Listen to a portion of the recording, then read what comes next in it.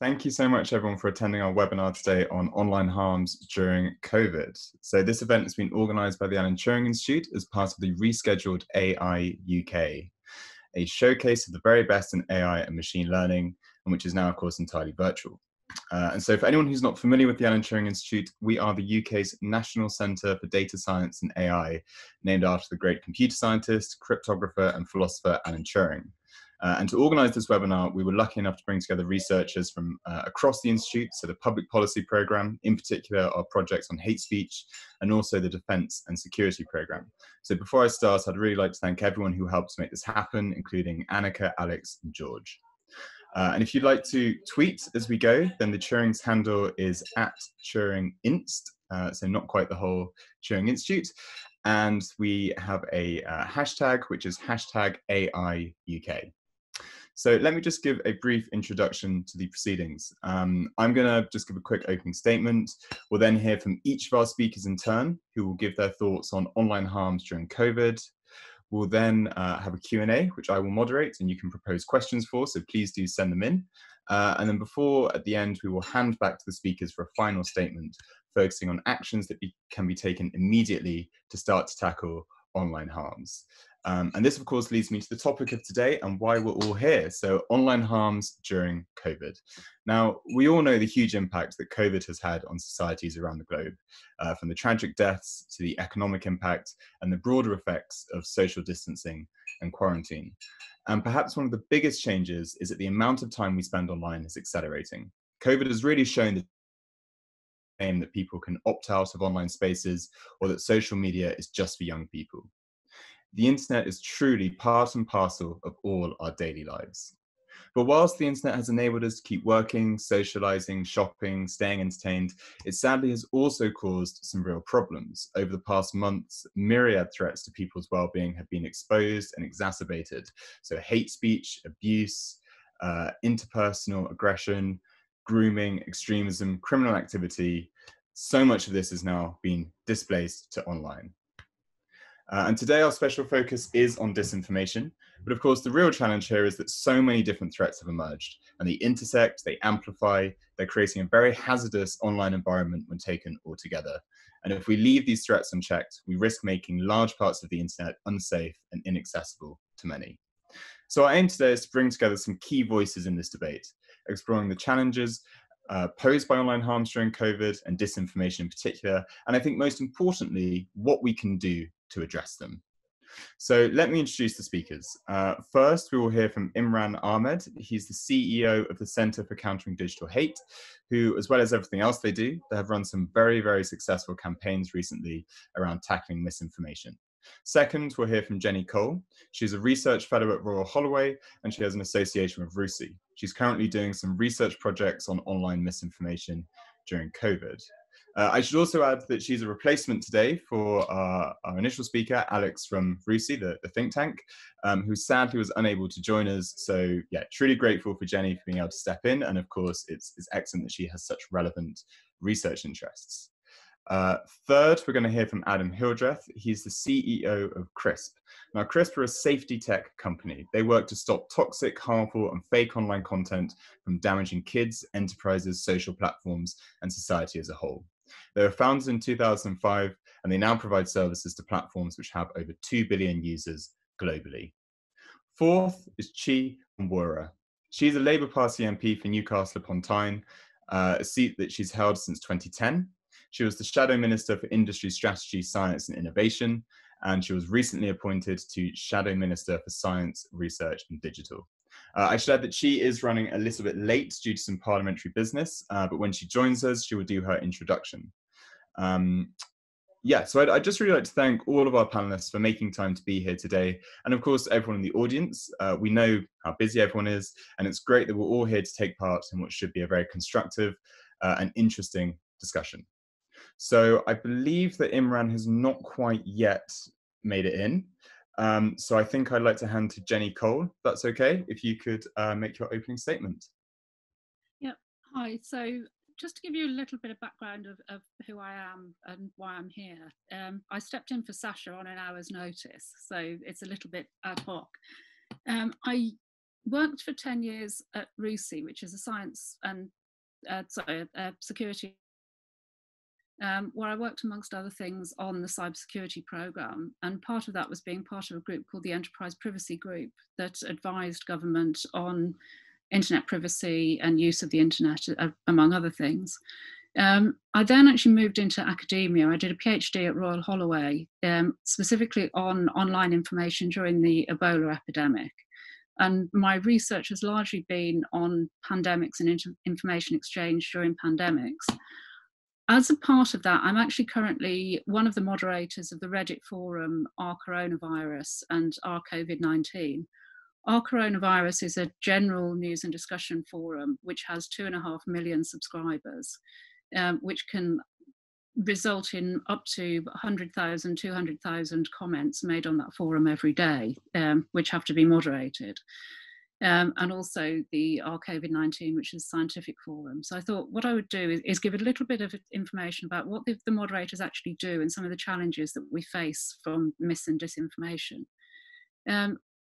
I would say certainly one of the hardest things that we do is actually to be able to tell what information is accurate and what information isn't.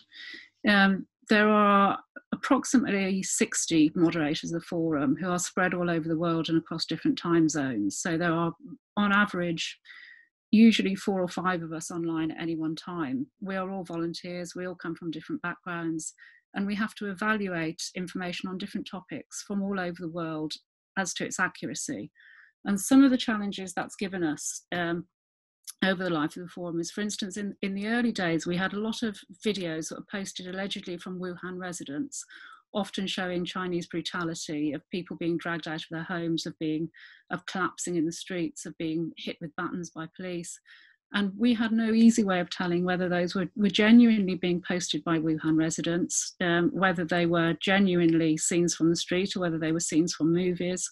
And we had to make very quick decisions on whether that information should be kept up or not. And there were various methods that we employed to be able to tell that. Another challenge we had was actually the science. A lot of pictures were posted, for instance, of sulfur clouds over Wuhan that were claimed to be mass cremations. You have to have the scientific understanding to begin with of, is it possible, do mass cremations give off sulfur? How can we actually assess whether that information is correct or not? A big issue for us has been academic preprints. Academic preprints, quite often, they haven't been peer reviewed. They may not even have come from university researchers. Some preprint sites will essentially allow anybody to put that up. That information is often taken by members of the forum and also by the media as being established scientific fact, whereas it may be a very badly designed research project. We've had a couple where we think the information has been completely fabricated. And again, we have to make very quick decisions about how we deal with that. Another issue is around politicisation, and particularly to hate speech. Which posters are criticising China because China deserves to be criticised, and which are criticising China because they will take any opportunity to criticise China. And the language used may actually be the same, but the motivation behind it is very different. And also a huge challenge for us, particularly in terms of the accuracy of the science, has been the approach of Donald Trump and to some extent even the CDC in pushing anti-scientific narratives. And that has been very, very difficult. So I previously moderated our Ebola, and we dealt there with a government who were perhaps not the most competent government, but actually to have a level of a government who have all of the scientific resources at their disposal and yet still push anti-scientific narratives on a forum where we are trying to be extremely challenging. Most challenging issue that we have faced is the US administration's approach to this, which has meant that we are moderating misinformation and disinformation from the President of the United States. And I cannot stress how difficult that's been. We've used AI within this. We have an auto moderator which takes down particularly hate words, certain terms that we can put into this. And also we have used natural language processing to pick up particularly antagonistic posts, to pick up ones that are likely to contain hate speech. And that again is an ongoing role that we there is, I would say, a kind of a leapfrogging between the human moderators and the AI moderation on the site, to keep auto moderator up to date and to program in new phrases as they become apparent. So things like the HCQ controversies, some of the vaccine development trials, we are literally kind of moderating that in real time and updating the AI in real time. I think a really interesting issue within this and within the discussions we're having here is around free speech and the balance between free speech and censorship, which is one that we face every day. How do you actually decide what is misinformation, and also to what extent do different viewpoints deserve to have a space in which they can be discussed? And that, I think, is very pertinent to all of this, because actually discussing some of those narratives doesn't automatically lead to harm. There are certainly some misinformation narratives we've seen circulating that we know do lead to harm. Another project that I work on at Royal Holloway is to do with the poultry industry in India. And there is misinformation circulating about the role of chickens in spreading coronavirus, which has seriously harmed the poultry industry in India and has led to farmers losing their livelihoods, laying off workers, and entire farms going out of business. There aren't many misinformation narratives we can easily show such an immediate response to. We have seen some, you may also have seen there are narratives around that 5G causes coronavirus. We have seen evidence of 5G mast towers in the UK being vandalised. It's not always easy to appropriate that harm as quickly. My work, particularly in health information online, has shown that although some quite poor health information circulates online amongst peer-to-peer forums, actually linking that to actual harm is much more difficult. People are genuinely not stupid enough to take a drug somebody recommends them to take on the internet if they know that medical advice hasn't come from a doctor.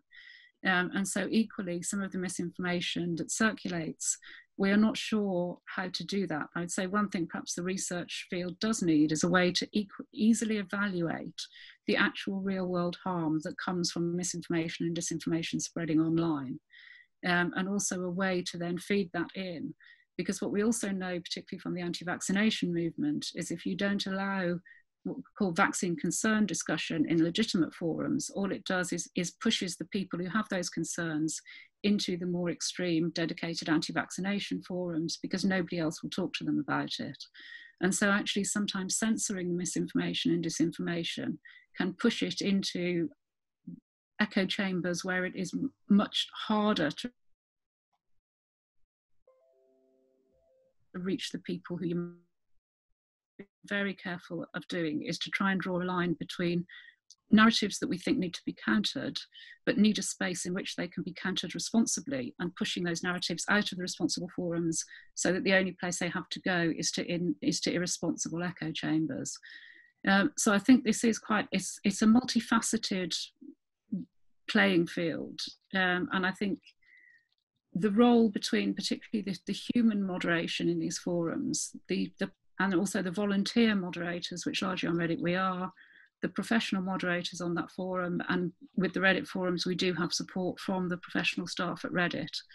And the role in particular between free speech and censorship, and what that does to censored narratives, I think is something that would be valuable to discuss today. Brilliant. Well, thank you for that opening statement. So I see that Imran has now joined us.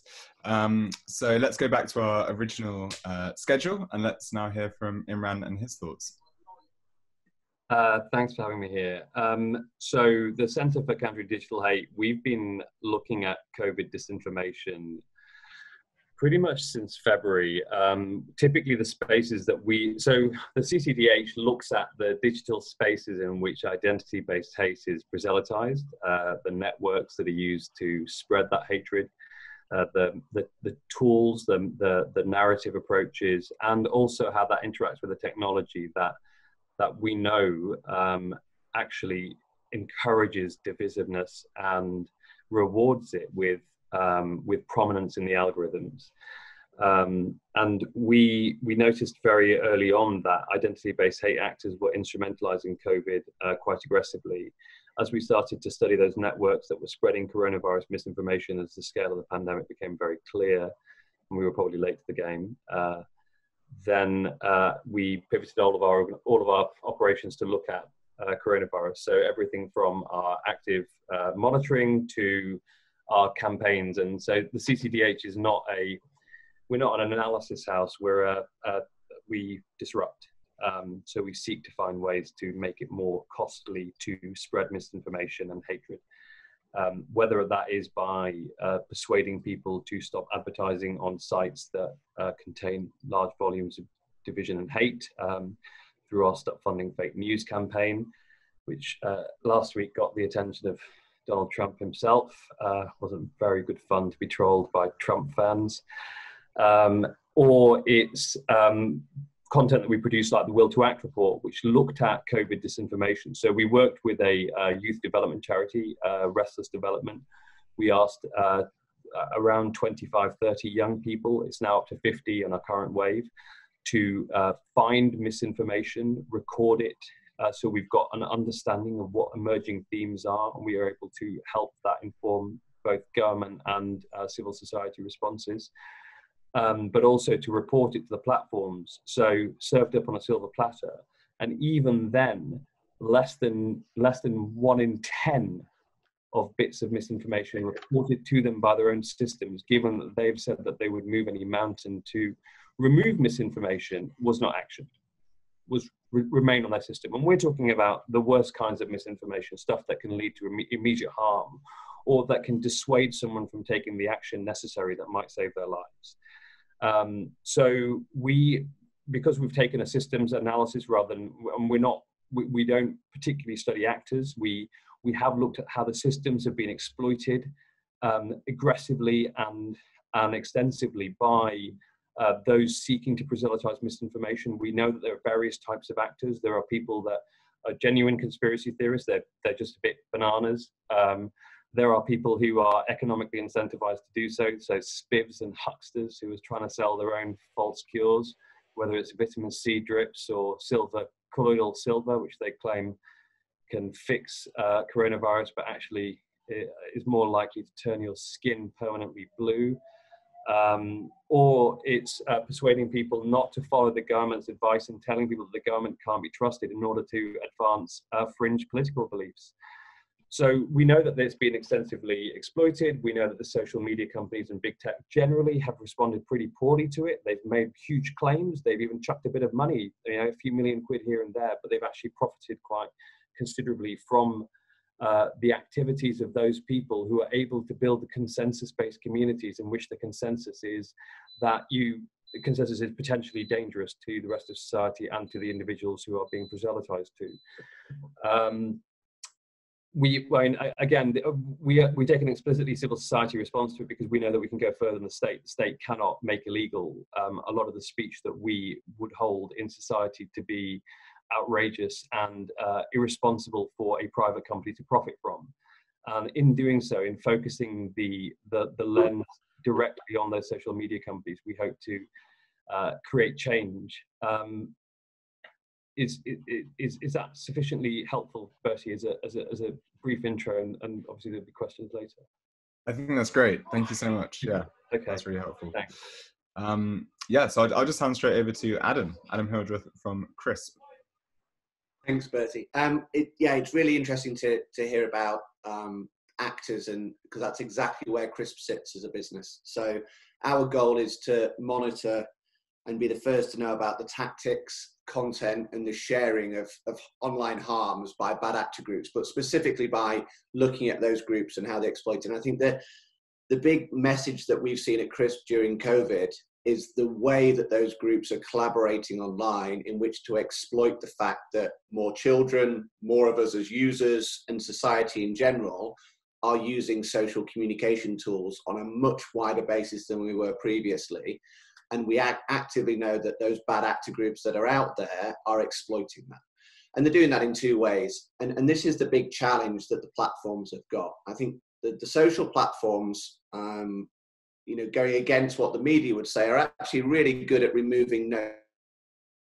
I mean, they have very, very sophisticated AI.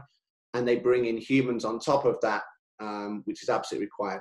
The big challenge that we've got is what we call the unknown unknowns, which is things that are rapidly evolving. So content that's being changed and evolved at a rapid scale, and I do mean rapid scale, millions of evolutions a day, and new types of online harm that are being thought up and dreamt up in forums that are not, they may be on the dark web, they may be on different parts of the web, but are not moderated. They are there for the bad actors there.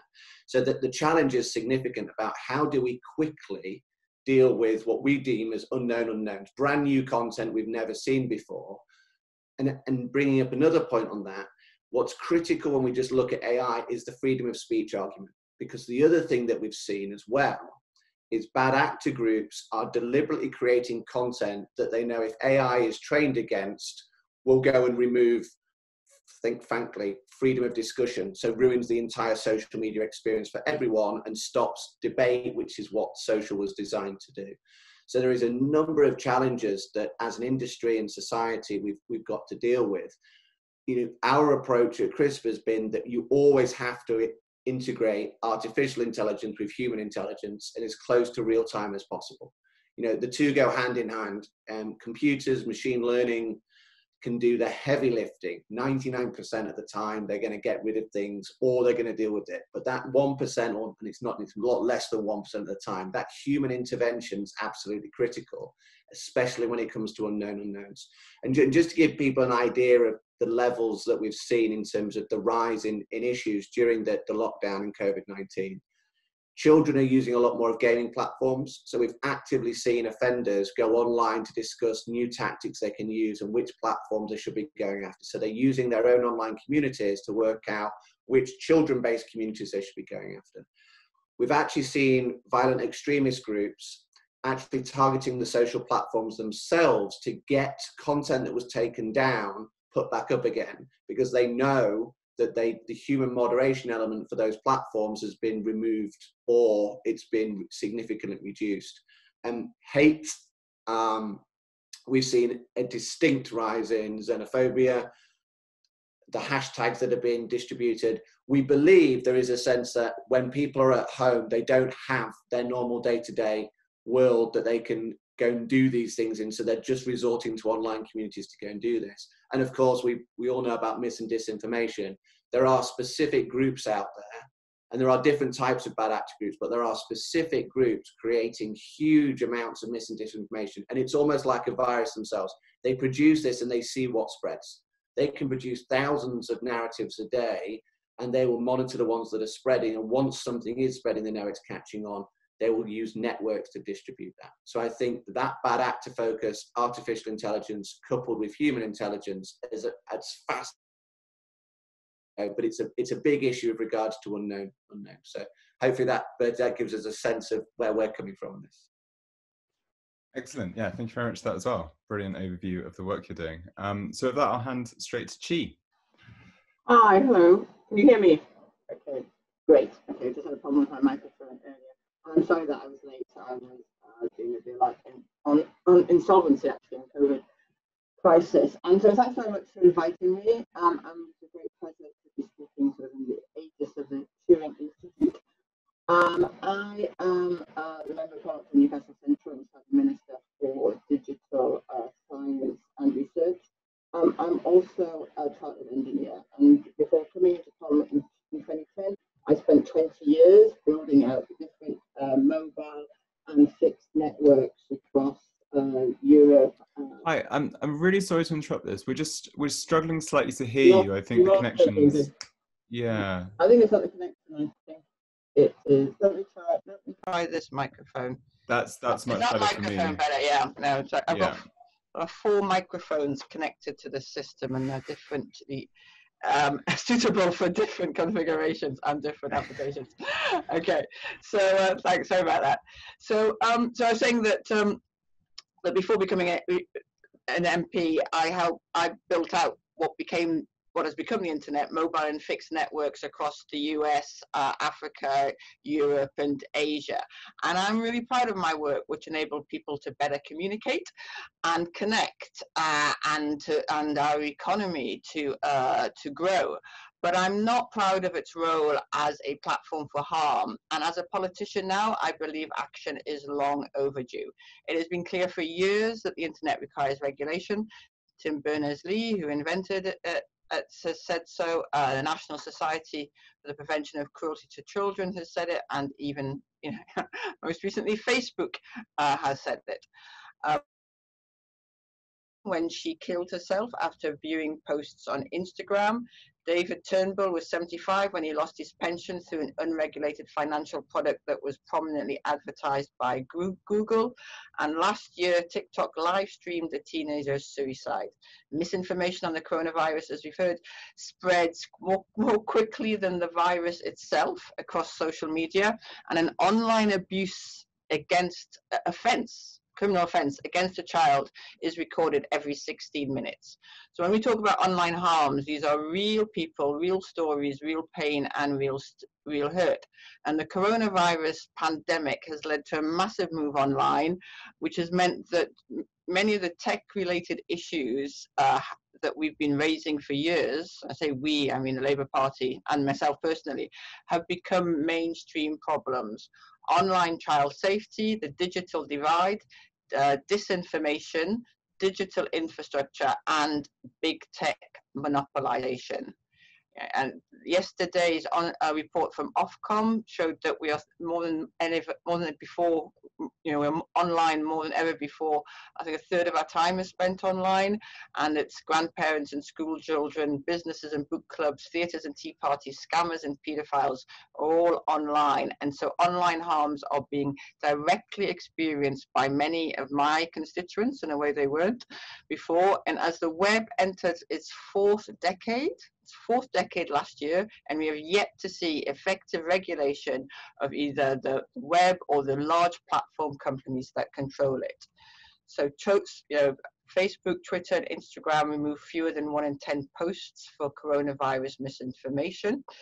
And combating, I think there was some of the discussion of combating the impact of the COVID-19 crisis in the age of disinformation and the spread of extremely harmful content on social media. That makes it difficult. And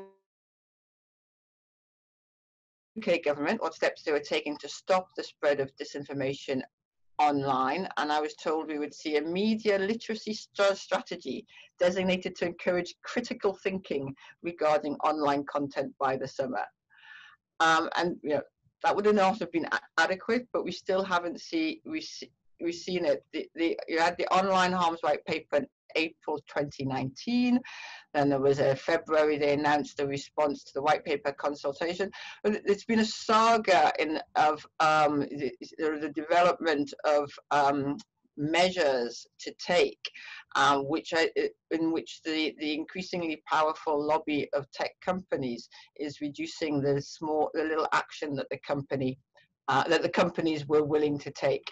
So what we need to do is to ensure that there is a way to protect people and businesses as they go digital.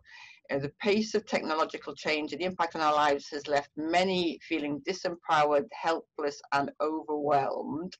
And also, which is I feel very strongly about as an engineer, a backlash against technology in our lives.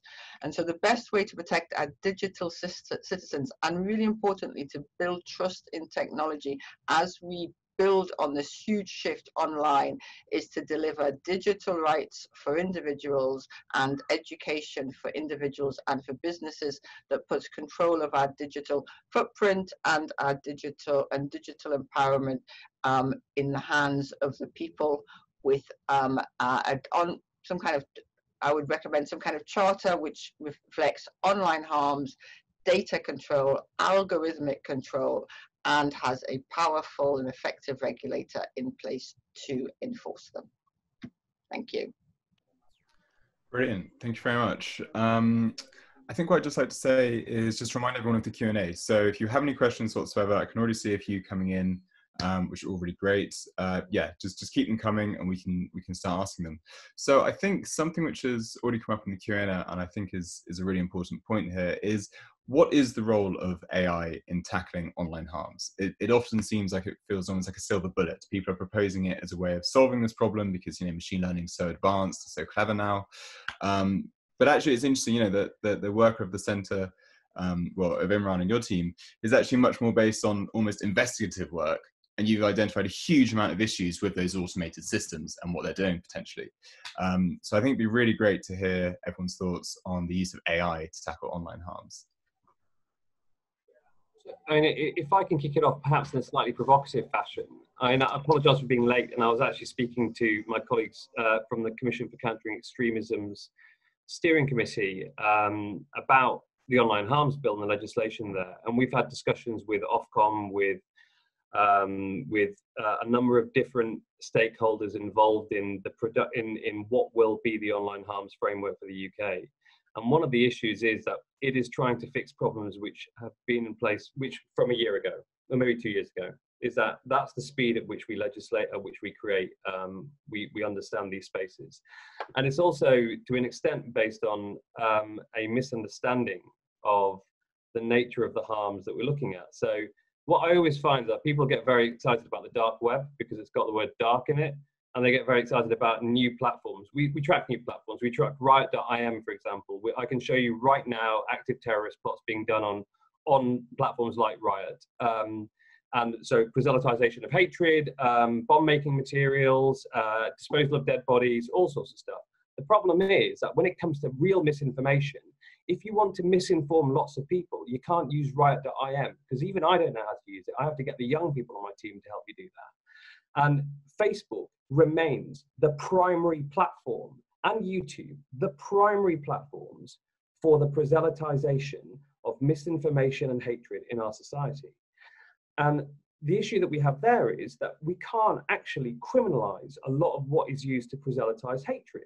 So if I, for example, was to put a story about a Muslim bloke from the Northwest who had raped a 14-year-old girl, there's enough stories on the BBC, on The Guardian, that you could fill a space with maybe 50,000 members, say a community group, for example, about those every day. At the end of that year, it might be perfectly rational to conclude that there is an epidemic of those because you've seen it every day on your Facebook feed.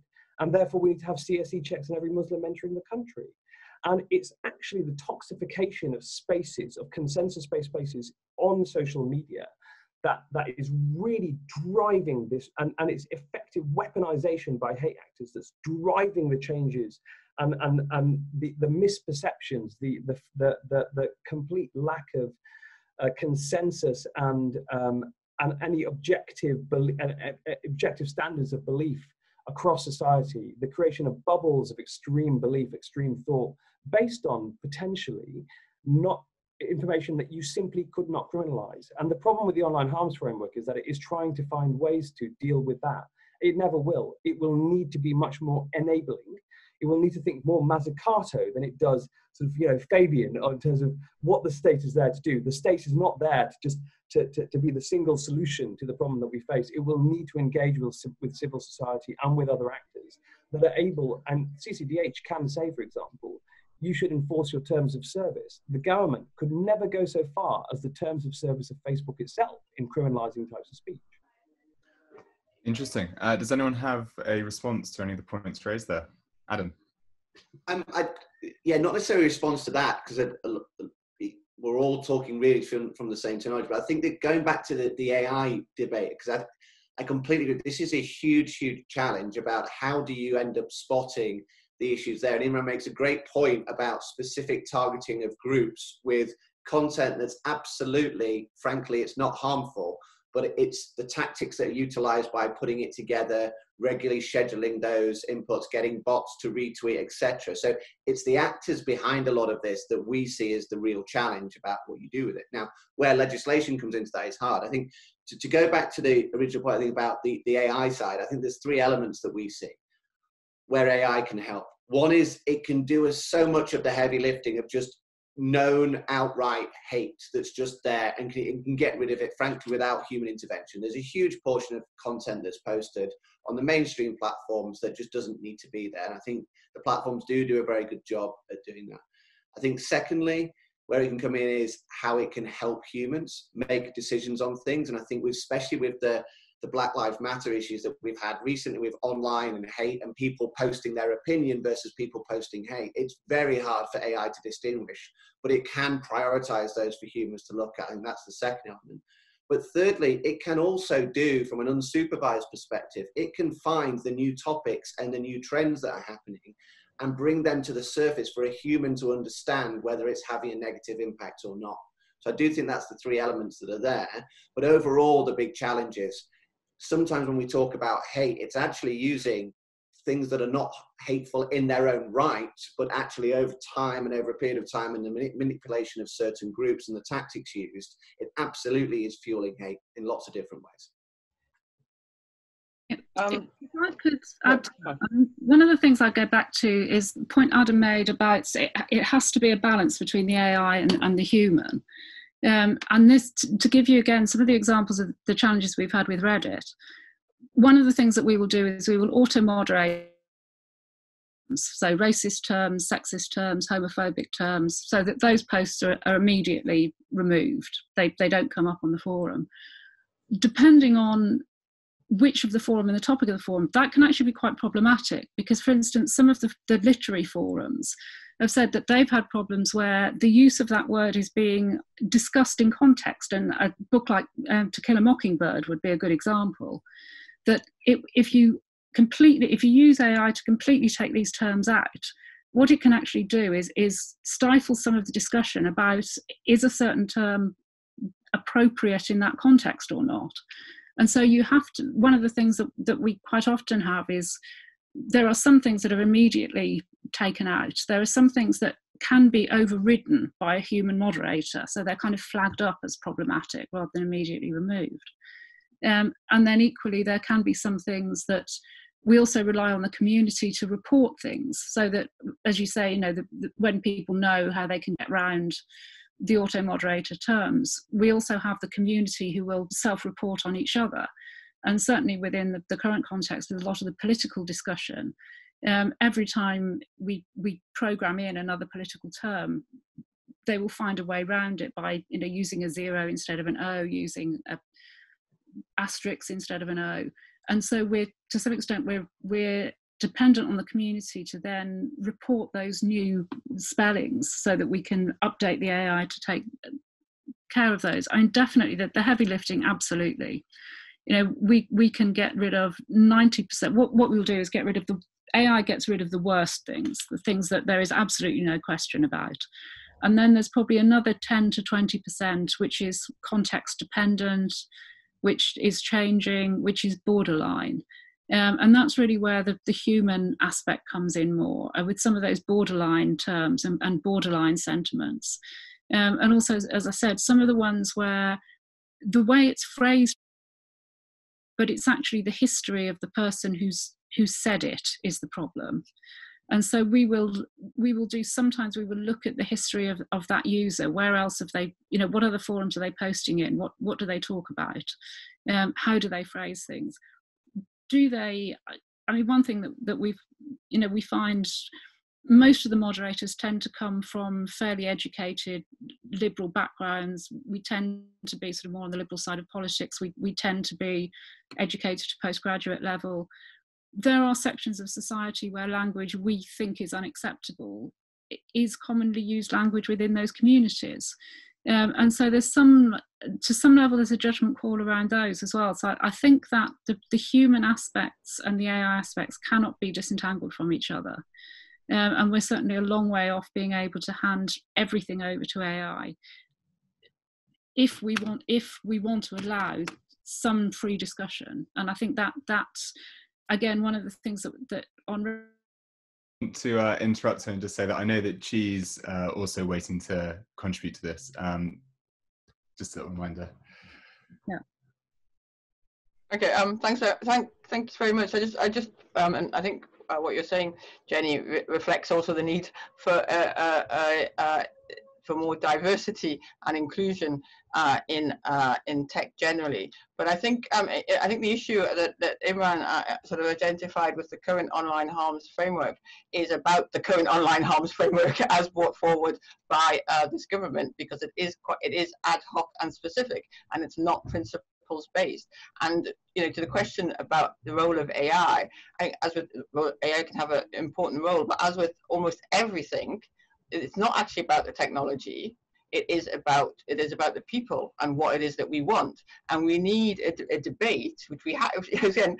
We're entering 30 years old, and we have not had a debate about what we feel is acceptable, and also what the role it should be in regulating, and then and that would help us decide who we need to empower and how. Because I'd also say, though, to the point that Imran made, it is certainly not illegal to identify that there is a Muslim paedophile has entered the country, but it is actually a hate crime to extend that to all Muslims, to extend any of that aspect to all Muslims. And I do think that can be identified. And actually, I would hope that AI should be able to identify that at some point. So I say we need to establish what the principles are. And I agree with Imran that I'm much more of a fan of Mazzucato. We need to establish what the principles are that we want as a society, and then we can, perhaps through the Turing Centre, ensure the development of the AI and other technologies that support that.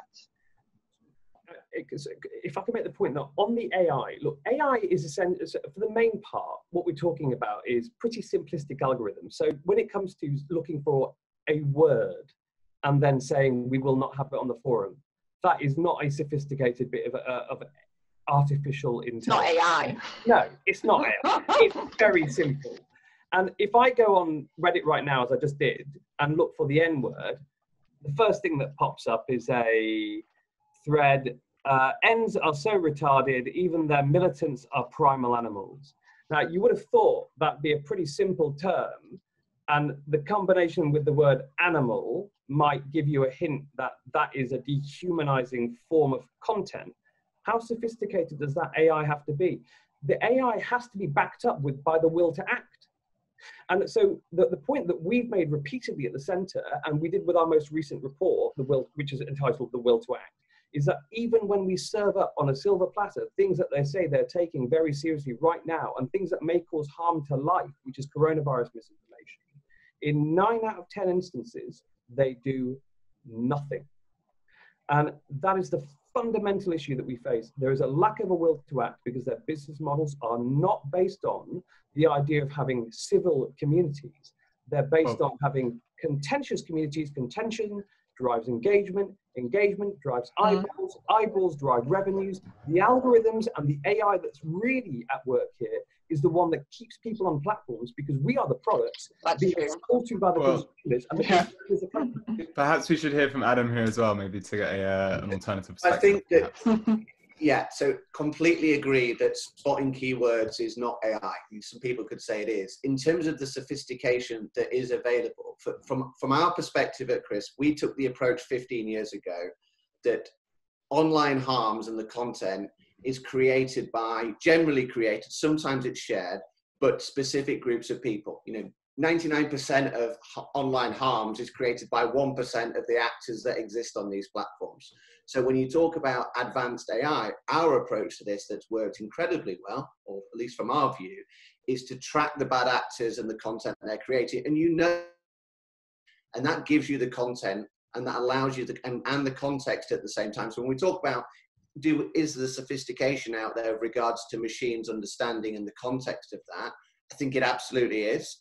Does it use natural language processing as one element of it that's much more advanced than keywords? It absolutely does. But for us, it's absolutely about understanding the individual behind the content to give that context there. And I think you can do a lot more with that. So I just wanted to make the point that the sophistication is there. It's definitely just not looking for keywords and trying to understand that. It's understanding the individual behind it and where they're going next.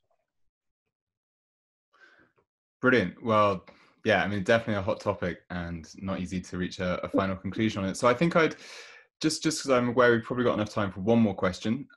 So something which has come up quite a bit in the Q&A and which you've all touched on to different extents is what can we do? Like, where does responsibility for tackling these problems lie? Is it with civil society, and should we be looking for more advocacy and activism? Is it to do with safety technology? Is it digital literacy? Is it the role of governments and of regulators? And of course, what are some of the risks and challenges associated with each of these approaches? So we've talked a little bit around freedom of speech. There's a lot of questions around bias and censorship and the law, because of course there are just so many different factors which affect any solution that we might want to propose. So yeah, any thoughts on where we should start with to tackle this? I can see Jenny has unmuted, so very happy to hand over. I just wanted to come back. So I'm sending Imran a private message. If he could send me the link to the particular, when he said he'd done the search on Reddit and that term came up, I would be very grateful if you could send me that link, because that word should be taken down across the whole of Reddit. I've just done the same search and don't get the link that he does. It would be good to know which forum it's on. So is it a quarantined forum? And also when it was made, because Reddit's search was tightened up very recently. So if you could please send me the link, and I guarantee that I will raise that with Reddit. But actually, as I've just said on the search I've just done, I can't find that one, so it would be useful to know what terms he's using. I think, in terms of AI being single words, of course it's not just single words, it's whole phrases. We program the AI, particularly on the coronavirus ones, from whole threads sometimes to see whether we think it's aggressive, whether we think it's meant as a joke, whether we think it's sarcastic. So of course it is much more sophisticated than that. But I think, certainly if there are certain terms like that that you're finding and you're coming up, report them to Reddit as well. There are report forums, there are report forms. But if he could send me that specific one right now, I will raise it immediately at the end of this when we log off. Yeah, and I'm sure that everyone's now also searching on Reddit as well.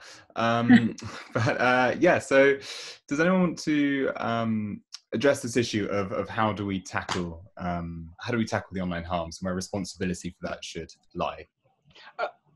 So I mean, I think my view is that that is the question of where responsibility lies is if you like a question that needs a public consensus to answer it, and that is why that is one of the reasons why, and I know I say we've been waiting years for regulation, but we do actually need to have an informed debate about where those responsibilities do lie. And I'm old enough to remember at the time at which the internet as the Wild West was something that was championed by tech companies and by libertarians and others, and the idea was that the responsibility of government was to get out of the way, and I think now we are in danger of having lots of knee-jerk reactions to particular instances of harm, and so we need a debate kind of around where responsibility lies. But my ultimately where I would go is that ultimately it is not ultimately, in fact it's the first principle of government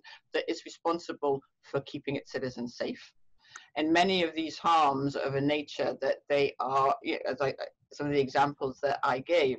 So it is the responsibility ultimately lies with government to put in place the regulation and to support that with the environment, so that the environment including education, and we certainly need more digital education and closing the digital divide, but to put in place the regulatory and legal framework, which aren't necessarily the same thing, to protect citizens and to also protect sources of truth and information. Bertie, can I just pick up a point on the definition of online harms? Because one of the big, again, I know I keep proposing challenges rather than solutions, but the fact that the internet online is a global space does pose a massive challenge. And there's two things we see is a lot of the time online harms, we split online harms into two things: content that is illegal, that absolutely shouldn't be there and the person could be reported and ultimately convicted of it, and content that is harmful, but depending on the person that is sending it or receiving it, that's the issue there. And I think one of the challenges, how we absolutely could put into, whether it's legislation or whether it's just guidelines, how you differentiate the two. because not all online harms are illegal. And then if we take that into different continents, different countries, different legislation across the globe, you've got this issue about, so content that originates in certain countries and then is received by other users in other countries, what do you go after? Do you remove the content or stop users in one country receiving it? Do you stop the person sending it? So there is a global framework that's also required. What is illegal? How do you lock it down? Do you lock it down to countries that it's not illegal with, or do you delete it across the board? And I think that's a big, big challenge, separating illegal from harmful, and then working out how you operate on a global, cultural, sensitive basis. Well, I think surprisingly for the CCDH, our position always starts from the perspective that the government should keep its sticky fingers out of freedom of speech and out of what we can say and can't say.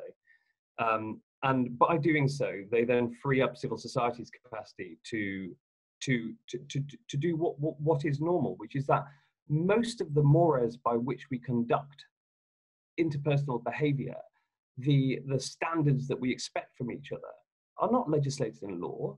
They are negotiated as a society. And in fact, if you look at, for example, the Holocaust denial legislation in Germany that impacts Facebook, that's actually freed up Facebook to say, well, if you want it to be banned everywhere else, why don't you criminalize it, as Germany has done? And so it's the space, to me, that anything that is going to deal with the speed, the aggression, the flexibility, the tactical opportunism of the actors that we are dealing with, hate actors in digital spaces, the state has to play very much an enabling role, a transparency role, an enforcement, a backstop, and harness and work in concert with civil society and provide the tools that are needed. So as an example, Google Ads is one of the mechanisms used to fund not just racial hatred, but all sorts of really, really harmful content online. Just force them to say how much money they make per website. Well, actually, does anyone have any thoughts on that, on the idea of a slightly more heavy-handed response from government, whether that's in terms of criminalizing things or just enhancing perhaps we do find out how much money they make from some of these adverts? I think that the challenge you've got there is keeping up with it and staying speed. I think it was mentioned earlier that we're almost legislating for the issues that we had a year ago.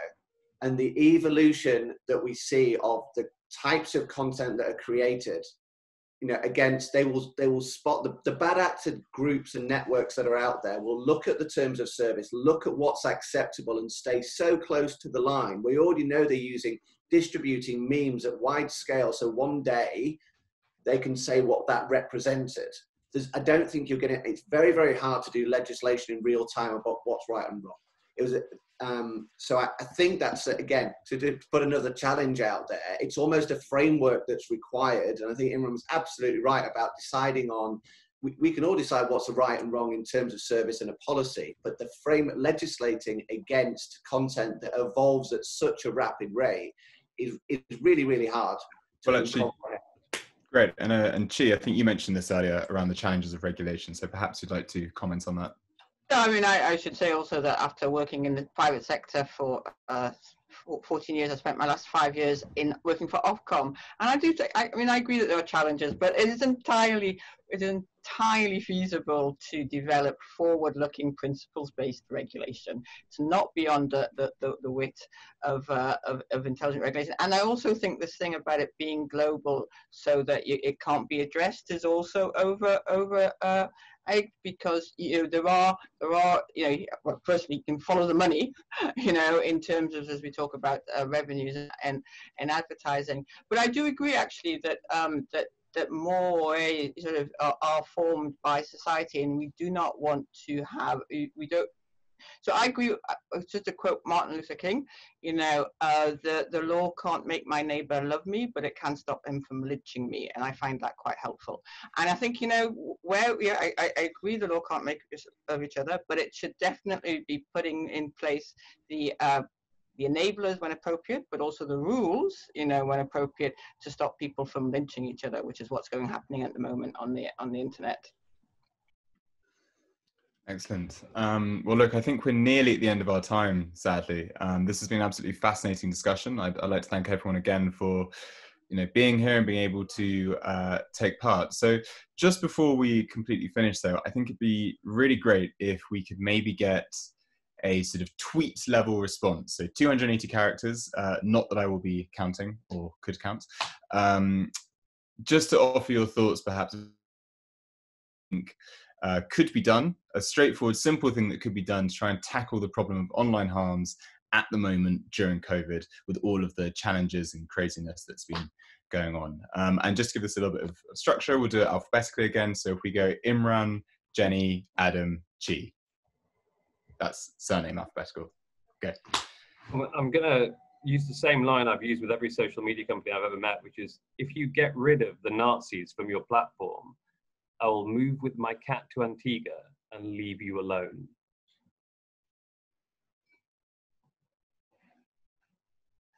Excellent. Jenny? Okay, I would say I think there is a big discussion to have around exactly what these spaces are, and therefore what level of free speech is allowed in them. To what extent are they a private space, and to what extent are they a public space? And I think that is very, very difficult. And it differs between how liberal you are, how right-wing you are, what parts of society you come from. There are certainly some words and some situations that are never acceptable.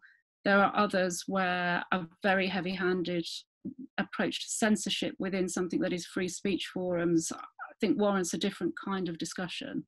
And I think that is something to take forward from this. And the AI and humans, and which humans program that AI, and where they sit on that spectrum, is also an important discussion to have. Great. Adam, from you. I think making it very clear the principles on what is illegal, and allowing the platforms themselves to very publicly say what they do and don't allow that may be considered harmful on their platform. So the separation of the two, I think, is critical. And I think that the illegal side of things does require a framework. I don't think it can be set in stone, but it does need a lot more narrative around where it sits, so people know what they're going after and know what the decisions the platform needs to make from a terms of service and policy perspective. And so I would say tech is made for people, not people for tech, and we need forward-looking regulation which puts people in charge and empowers them to own their digital future. Brilliant. Yes. Very succinct ending. That was great. So look, I mean, I'll just like to thank everyone all over again for being here. So thank you to everyone who's attended, the speakers, Imran, Adam, Jenny, and Chi.